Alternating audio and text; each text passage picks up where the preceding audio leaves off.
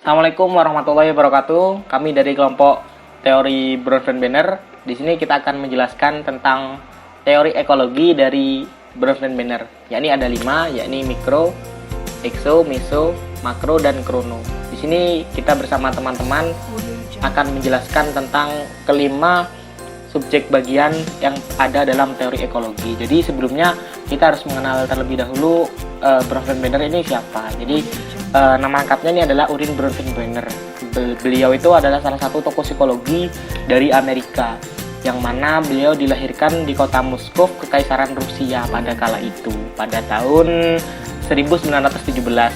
Nah, di sana Bronfenbrenner dilahirkan. Jadi beliau itu melakukan sebuah penelitian yang mana mengubah perspektif psikologi perkembangan dengan memperhatikan sejumlah besar pengaruh lingkungan dan sosial pada perkembangan anak.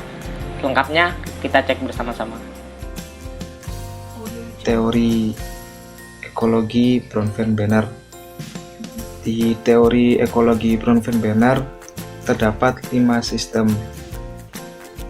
Yang pertama yaitu mikrosistem.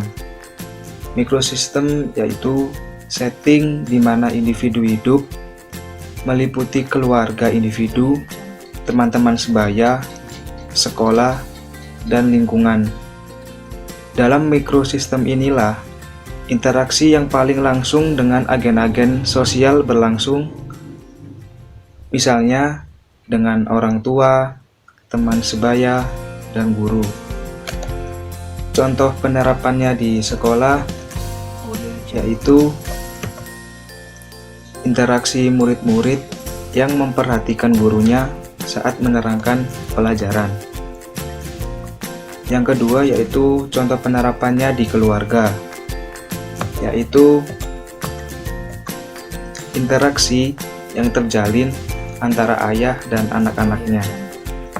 Dan yang selanjutnya yaitu contoh penerapan di teman sebaya, yaitu interaksi yang berlangsung antar teman sebaya yang berlangsung dengan baik. Sekian dari saya penjelasan tentang teori ekologi Bronfenbrenner.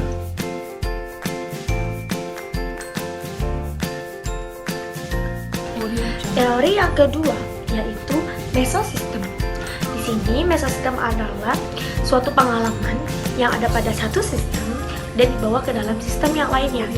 Contohnya seperti ketika Andi berada di sekolah, ia akan diajarkan untuk membuang sampah pada tempatnya.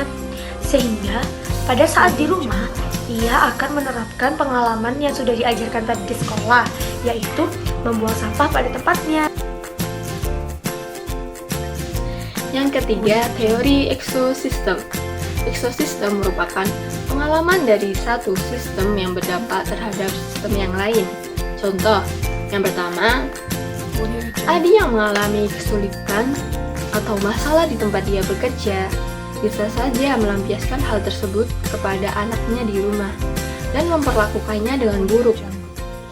Dan contoh yang kedua, Sinta yang mengalami masalah di lingkungan sekolahnya dan kemudian membuat hatinya buruk ataupun bad mood dan terbawa ke lingkungan keluarganya di rumah.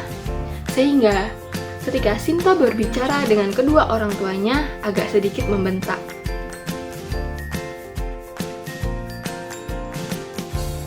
Teori makrologi menurut Bronfenbrenner adalah kebudayaan di mana individu hidup.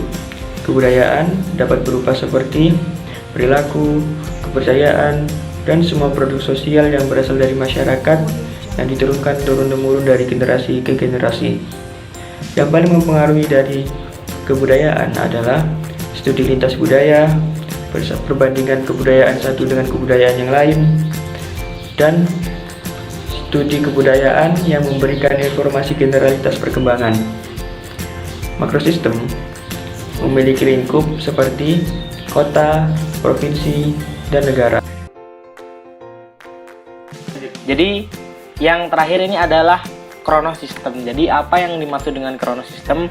Jadi teman-teman di sini yang dimaksud dengan kronosistem ini adalah kalau barusan kan ada ekso, meso, mikro. Nah, ada makro juga. Nah, di sini nih lebih kompleks lagi cakupannya karena dampak yang ditimbulkan dari kronosistem ini mencakupi seluruh sistem. Nah, sedangkan yang dimaksud dengan kronosistem sendiri ini apa? Jadi, kronosistem ini adalah suatu peristiwa atau kejadian yang terjadi di suatu sistem lingkungan, transisi dari kehidupan sosiohistoris, dan dampaknya di seluruh sistem. Contoh, orang tuanya yang bercerai. Nah, kaitannya ini dengan sosial dan emosi interaksi. Jadi, itu merupakan suatu contoh klasik yang ada di dunia nyata, yang sering kita lihat dan sering kita temui anak-anak yang mana keluarganya bercerai. Biasanya ini awal pada perceraian mereka 1 tahun itu berdampak pada anaknya tersebut, tidak berdampak pada pasangan itu. Misalkan lagi ada contohnya teknologi. Nah, anak di sana kecanduan main game, itu merupakan salah satu contoh yang lebih kompleks lagi. Karena apabila internet tersebut digunakan untuk hal yang positif, dampaknya akan lebih baik. Namun kalau hal yang negatif, ya demikian. Mungkin hanya itu saja.